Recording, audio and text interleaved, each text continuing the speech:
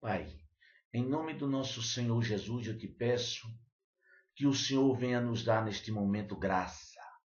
Graça para que nós venha entender verdadeiramente, Pai, a tua palavra, o ensinamento da tua palavra, desses estudos, a qual nos ensina sobre o perdão. Porque o perdão, meu Pai, é necessário, que nós temos que perdoar todos os nossos inimigos para que o Senhor venha nos perdoar. O Senhor mesmo nos ensinou: perdoai os vossos inimigos para que o vosso Pai celestiais nos perdoe. Assim nós temos que viver a vida, perdoando os nossos inimigos. Porque se nós não perdoar os nossos inimigos, o nosso Pai celestial não perdoará os nossos pecados. Portanto, nós temos que deixar de ser egoístas. Temos que amar os nossos próprios inimigos, amar o próximo como a nós mesmos. Isto é mandamento do nosso Senhor e Salvador Jesus Cristo. Muito bem, meus irmãos. Então é importante que nós entenda que Deus nos perdoa, mas que nós temos que perdoar todos aqueles que nos fez mal, todos aqueles que é contra até mesmo a nossa fé, a fé em Cristo Jesus, a fé sobrenatural. Portanto, meus irmãos, esses ensinamentos nós temos que pedir a Deus graça e entendimento para que nós venha a entender o significado do perdão de Deus para com cada um de nós. Muito bem, meus irmãos? Então eu vou botar esses estudos para que nós entenda o valor e a porção de tanto amor que Deus tem para conosco quando nos perdoa de todas as nossas iniquidades. Então vamos assistir agora em nome do Senhor Jesus. Capítulo 5. O perdão. Quem almeja andar nas pisadas do Senhor Jesus não pode ignorar ou desprezar uma das maiores e mais sublimes leis morais: o perdão. O cristianismo jamais poderia sobreviver, e até mesmo a vinda do Senhor Jesus não teria nenhum sentido, se o espírito do perdão não pudesse funcionar no íntimo do ser humano. A Bíblia nos ensina que Deus pode compreender nossas falhas, erros e fraquezas, mas nunca pode suportar quem se nega a praticar o perdão. Aliás, não perdoar é cometer injustiça consigo mesmo, pois todos cometemos erros. O coração perdoador sempre encontrará saída para se redimir diante de Deus e dos homens, mas o inflexível jamais será salvo. Quando cultivamos um ressentimento contra alguém, permitimos que a semente do mal brote dentro de nós, e quanto mais tempo a deixarmos intacta, mais difícil é arrancá-la. Não adianta procurar esquecê-la ou até mesmo afogá-la com boas obras de caridade, porque mais cedo ou mais tarde ela fará aparecer suas folhagens e, consequentemente, seus frutos nocivos. Esta é uma das razões fundamentais pelas quais afirmamos que o perdão, mais que uma simples virtude, é uma grande necessidade. O credor incompassivo. A Bíblia está repleta de passagens onde Deus mostra seu caráter diante das falhas e pecados humanos. O Senhor Jesus, durante todo o seu ministério, deu exemplos de como devemos nos portar uns com os outros. Todos os seus milagres apontam sua compaixão para com os pecadores. Da mesma forma pela qual ele se manifestou para os homens, não tendo nenhuma dívida com eles, também requer de cada um de nós a mesma atitude em relação aos nossos semelhantes. Por isso, o reino dos céus é semelhante a um rei que resolveu ajustar contas com os seus servos. E, passando a fazê-lo, trouxeram-lhe um que lhe devia 10.000 talentos. Não tendo ele, porém, com que pagar, ordenou o Senhor que fosse vendido ele, a mulher, os filhos e tudo quanto possuía, e que a dívida fosse paga. Então o servo, prostrando-se reverente, rogou: Sê paciente comigo e tudo te pagarei. E o senhor daquele servo, compadecendo-se, mandou-o embora e perdoou-lhe a dívida. Saindo, porém, aquele servo encontrou um dos seus conservos que lhe devia 100 denários. E agarrando-o, o sufocava, dizendo: Paga-me o que me deves. Então o seu conservo, caindo-lhe aos pés, lhe implorava: Sê paciente comigo e te pagarei. Ele, entretanto, não quis. Antes, indo-se, o lançou na prisão até que saldasse a dívida. Vendo seus companheiros o que se havia passado, entristeceram-se muito e foram relatar ao seu senhor tudo o que acontecera. Então o seu senhor, chamando-o, lhe disse: Servo malvado, perdoei-te aquela dívida toda porque me suplicaste. Não devias tu igualmente compadecer-te do teu conservo, como também eu me compadeci de ti? E, indignando-se, o seu senhor o entregou aos verdugos, até que lhe pagasse toda a dívida. Assim também meu Pai Celeste vos fará, se do íntimo não perdoardes cada um a seu irmão. Mateus 18, 23 a 35.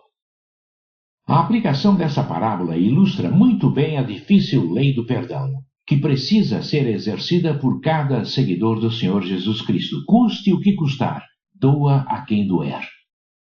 Podemos aprender com esse ensinamento que ninguém jamais poderá tomar posse do reino dos céus se mantiver em seu coração um sentimento de mágoa contra o seu próximo. Aliás, no modelo de oração que o Senhor Jesus nos deu, afirma: E perdoa-nos as nossas dívidas, assim como nós temos perdoado aos nossos devedores. Mateus 6:12. Se almejamos o perdão maior de Deus, devemos perdoar os pequeníssimos erros que os outros cometem contra nós. Por maior que seja a falta cometida por alguém contra nós, será sempre considerada mínima diante das falhas que temos cometido contra Deus Pai, Deus Filho e Deus Espírito Santo. Sempre é dever do cristão amar seu inimigo e perdoá-lo. O próprio Deus é nosso grande exemplo de perdão. Ele, por causa de Cristo, perdoou os homens, os quais por si mesmos não merecem receber perdão. O Senhor Jesus Cristo nos ensina quanto à reconciliação entre uma pessoa e seu irmão que a tenha ofendido. A palavra irmão indica neste ponto um irmão na fé, e não apenas um irmão de sangue. Quando o ensinamento foi apresentado pela primeira vez, referia-se, sem dúvida, à reconciliação entre um judeu e outro. O ensino bíblico permanece válido, sendo o padrão de reconciliação entre todos os homens. Em Mateus 18, 22, o ensinamento é tão incisivo que muitos cristãos gostariam de ignorá-lo. No versículo 21, vemos Pedro perguntar esperançoso: Senhor, até quantas vezes meu irmão pecará contra mim, que eu lhe perdoe? Até 7 vezes? Pedro sabia da necessidade de perdoar seu irmão, mas tinha esperanças que houvesse um limite para esse perdão. Quantos cristãos, em nossos dias, também desejariam que existisse um limite? Da mesma forma que é ilimitada a clemência divina, deve também ser ilimitado o nosso perdão. A resposta de Cristo a Pedro foi que o limite não era de 7 vezes, mas 70 vezes 7, ou 490 vezes. Versículo 22. Esse não é um número mágico. Cristo não dizia a Pedro que, se por acaso alguém o ofendesse 491 vezes, ele teria o direito de se vingar. Nada disso. O Mestre estava ensinando que o perdão não tem limites. Tal mandamento não é fácil de receber e praticar. Geralmente estamos dispostos a perdoar um ofensor 1 ou 2 vezes, mas se continua a nos ofender, começamos a duvidar da sabedoria do perdão. Começamos a sentir que estão se aproveitando de nossa bondade e temos vontade de fazer com que seja pago o mal cometido contra nós.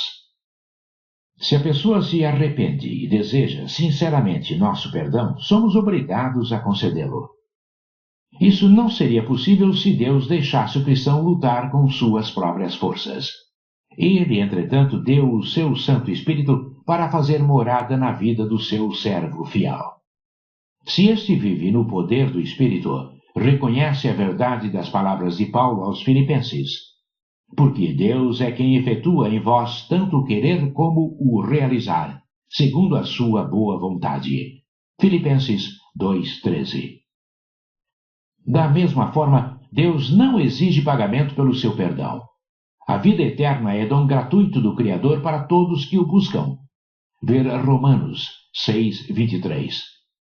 Note, entretanto, o que fez o servo perdoado do texto bíblico examinado anteriormente. Mateus 18, 28 a 30. Seu grande débito foi perdoado, mas ele recusou perdão de uma pequena dívida a um companheiro. Recusou até mesmo dar-lhe uma oportunidade de trabalhar para saldar a dívida. Em vez disso, lançou-o na prisão. Dizemos, ao ler essa parábola, que servo ingrato! Deixamos, porém, de observar que ele é exemplo de um cristão incompassivo. Em Cristo, Deus nos perdoa totalmente. Mas o que geralmente fazemos?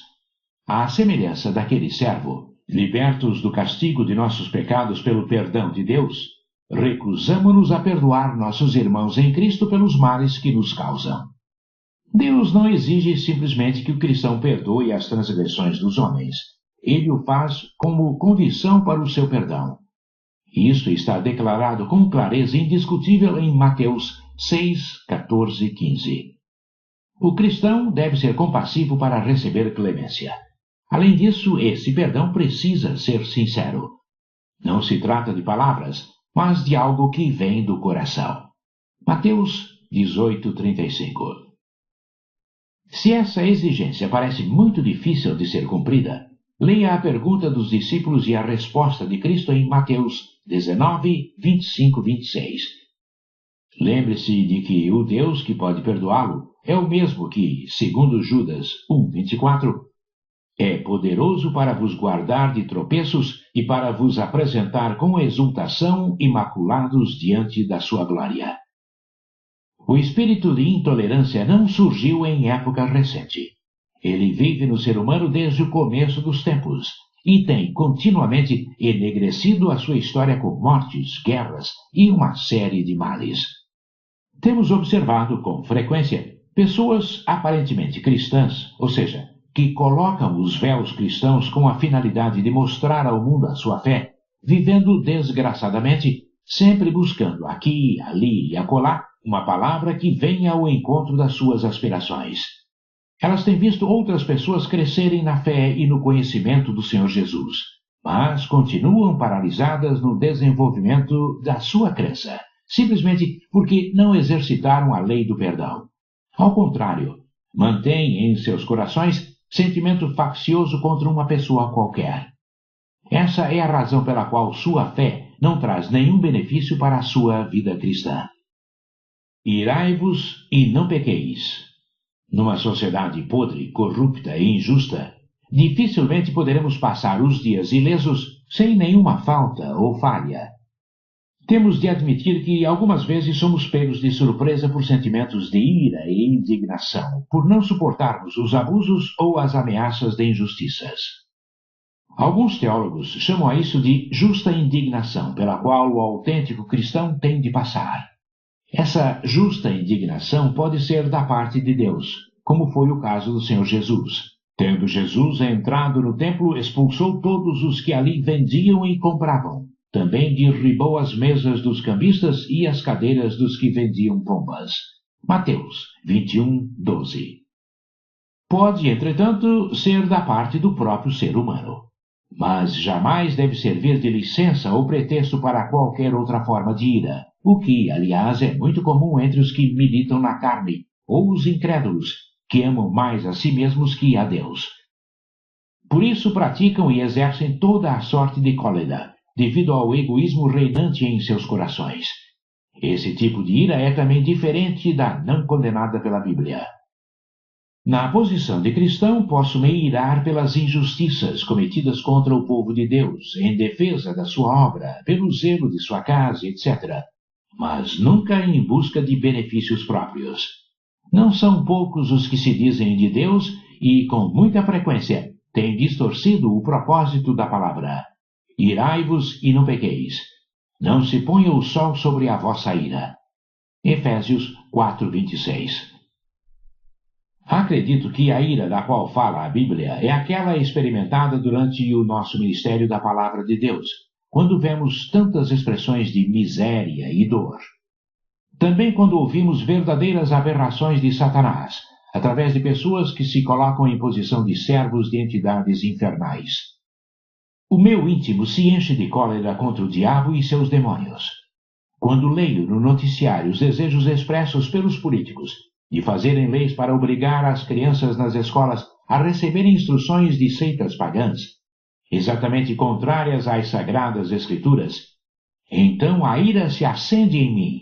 Essa é a ira que nos é permitido sentir. Martinho Lutero confessou um dia: quando estou irado, posso escrever, orar e pregar bem, pois todo o meu temperamento é despertado. Meu entendimento é aguçado e todas as preocupações e tentações mundanas desaparecem. Quando a ira foge dos moldes bíblicos, isto é, quando é produzida devido ao egoísmo, devemos tratá-la com todo o cuidado, para não permitirmos que produza um sentimento de mágoa crescente. Por essa razão, o apóstolo Paulo admoesta, a fim de não deixarmos que o sol se ponha sem que antes venhamos a bani-la de nossos corações. Naturalmente, ele quis dizer que, se formos assaltados pela ira, qualquer que seja o motivo, ela deve ter pouca duração, para que não venha nos prejudicar e muito menos aos outros. O rei Davi também aconselha: irai-vos e não pequeis. Consultai no travesseiro o coração e sossegai. Salmos 4:4. O sentimento de ira deve ter pouca duração. Caso contrário, construirá um castelo de males, o qual será muito mais difícil de derrubar através do perdão. Uma senhora veio ao nosso gabinete pastoral pedir ajuda porque sofreu durante toda a sua vida de casada. E esse sofrimento se tornou pior depois que ela se separou do marido. Doenças, enfermidades, problemas financeiros e uma série de aborrecimentos e aflições a acompanhavam. Depois de passados alguns meses, após ter feito várias correntes na igreja, ela apresentou grandes melhoras. A situação financeira já estava se consolidando. As doenças e enfermidades também cessaram, mas faltava alguma coisa, pois ela ainda não estava totalmente feliz, como é a vontade de Deus para nossas vidas. Perguntei-lhe se ela tinha algum aborrecimento passado que pudesse mantê-la magoada com alguém. Depois de responder que sim, aconselhei-a a retirar aquele sentimento do coração, porque senão jamais ela seria perfeitamente abençoada e, ainda por cima, teria de enfrentar futuros problemas, se não tirasse do seu coração aquela ira incubada. Ela então respondeu: como eu posso fazer isso? Não está em mim o desejo sincero de perdoar. Aconselhei-a a pedir ajuda ao Espírito Santo, que ele certamente faria o possível. Graças a Deus, ela não somente perdoou seu marido, mas também foi possível o reatamento de ambos, após 10 anos de separação. Agora seus filhos também estão com os corações totalmente voltados para Deus. Hoje há alegria, paz e vida abundante naquele lar, porque o Espírito do perdão tornou possível a atuação do Espírito Santo em sua família. Muito bem, meu irmão. Nós vimos aí um estudo muito maravilhoso e que fala sobre o perdão de Deus. E o perdão de Deus, ele nos perdoa.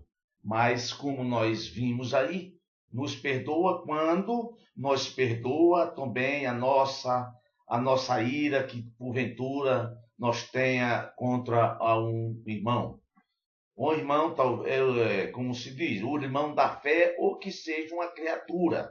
Porque quando Deus fala irmão, é o irmão da fé, a mesma fé que nós temos em Cristo Jesus. Sobre criaturas, mesmo que nós seja filho de Deus, e nós se irá sobre uma criatura de Deus, nós devemos perdoar, porque o perdão é necessário para que nós mantenha a nossa comunhão para com Deus. Porque se nós não perdoar, repito, nossa comunhão para com Deus, ela não pode existir. Porque só existe comunhão para com Deus quando nós estamos com o coração puro, um coração sem iniquidade, um coração sem ira, um coração sem mágoa, um coração tem que estar limpo e lavado no sangue do Cordeiro, que verteu na cruz do Calvário. Só assim nós podemos ter comunhão com Deus. Só assim nós podemos falar com Deus e Deus nos ouvir a nossa oração. Porque sem essa comunhão com Deus, Deus jamais ouvirá a nossa oração. Portanto, nós temos que estar em comunhão com Deus todos os momentos de nossas vidas, para que nós tenha paz em nós mesmos, para que nós tenha paz em Cristo Jesus, o nosso Salvador, o nosso consumador de nossa fé. Portanto, esses ensinamentos sobre o perdão de Deus para com cada um de nós, venha para cada um de nós causar grandes temor para com Deus, e nós venha receber de Deus a nossa justificação em Cristo Jesus, que é quem justifica nós perante o Pai. Se nós tiver mágoa em nossos corações, se nós não buscar o perdão em Deus todos os dias, talvez de nossos maus pensamentos, de nossos maus olhares, olhar com má intenção, porque mesmo nós sendo de Deus, mesmo nós sendo filho do Deus Altíssimo, irmão de Jesus Cristo, nós pecamos sim, pecamos pecados que não é para a morte, mas pecado que devemos pedir perdão a Deus, às vezes por falar, às vezes por pensar, às vezes por praticar algumas coisas que desagrada a Deus. Portanto, nós temos sempre que pedir perdão a Deus. Sempre há necessidade em nós, todos os dias, de pedir perdão a Deus. E Deus, como é misericordioso, bondoso e todo-poderoso, Ele nos perdoa, Ele nos justifica com o perdão através do Filho dele, Jesus Cristo, que morreu na cruz do Calvário para nos dar a salvação, para que nós todos sejamos salvos e venha ter paz em vida aqui na terra, em Jesus Cristo, a nossa rocha, o nosso Senhor, o nosso Salvador, digno de toda honra, de toda glória, de todo louvor, de toda majestade e toda adoração. Que o Espírito de Deus venha estar conosco a cada dia, a cada momento, nos orientando, nos guiando, nos dando força, nos dando vida e vida em abundância, em todos os aspectos da nossa vida. Pai glorioso e todo-poderoso, eu te peço, Senhor, em nome do Senhor Jesus, que todos os dias da minha vida, Pai, eu venha viver para te agradar, para te glorificar, para te exaltar e fazer, Pai, a tua vontade e o teu querer. Pai, eu te louvo e te agradeço por mais esses esclarecimentos da tua palavra, esses ensinamentos desses estudos que falam sobre o pecado e sobre o perdão de Deus sobre as nossas vidas, para que nós obtenha a nossa salvação em Cristo Jesus. Espero que esses estudos venha levar a muita gente temor de Deus nos vossos corações, que quem tiver mágoa, rancor de outras pessoas, que tem que perdoar essas pessoas para que venha receber o perdão de Deus dos teus pecados e das tuas iniquidades e transgressões. Meus irmãos, eu peço para todos vocês que assistam esses estudos, esses conselhos da palavra de Deus, para que você obtenha o perdão de Deus dos teus pecados e das tuas iniquidades. Se você não perdoar o seu irmão, porque fez algum mal a você um dia e você guardou essa mágoa dele, com certeza Deus também não vai te perdoar, porque diz a palavra do Senhor: perdoai ao vosso próximo, para que Deus nos perdoe as nossas iniquidades. Amém, meus irmãos? Então eu espero que esses estudos e essa palavra de amigo do conselho da palavra de Deus venha causar efeito nos vossos corações e que vocês venham ser perdoados, salvos, libertos e transformados para que haja crescimento no reino de Deus. Muito obrigado, Pai. Eu agradeço o Senhor e abençoo a todos. Na bênção do Pai, do Filho e do Espírito Santo. Amém. E graça.